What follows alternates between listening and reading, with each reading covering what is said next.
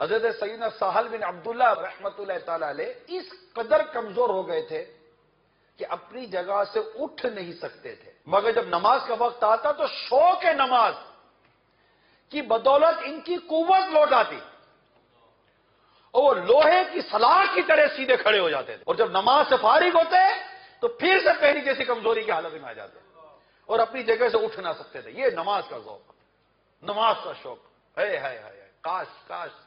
کاش نماز کا ذوق اور شوق مل جائے۔ نماز نہیں پڑھتی کو، بدقسمتی وائے بدقسمتی۔ ایمان اور کفر کے درمیان فرق نماز ہے۔ جو ایک نماز جان بوجھ کر قضا کرتا ہے اس کا نام جہنم کے دروازے میں لکھ دیا جاتا ہے، جس کے ذریعے سے جہنم میں داخل ہونا ہے۔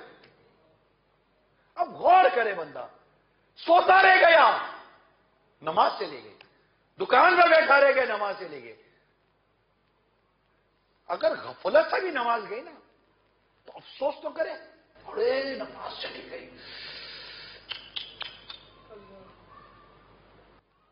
فجر میں آنکھ نہیں کھلی، خدا نہ خواستہ آنکھ کھلی، نماز کا وقت چلا گیا، اللہ نماز چلی گئی، اللہ معاف کر دے۔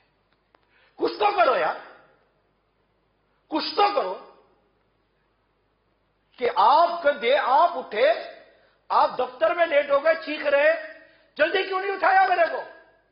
آج پارٹی سے ڈیلنگ تھی، مارکیٹ جلدی پہنچنا تھا، دکان جلدی کھولنی تھی، سیٹ ناراض ہو رہا ہے، کٹوتی ہو جائے گی، نوکری چلی جائے گی، رش بڑھ جائے گا، ٹریفک بڑھ جائے گی، بمپر ٹو بمپر ٹریفک پر چلنا پڑے گا، لیٹ ہو جاؤں گا۔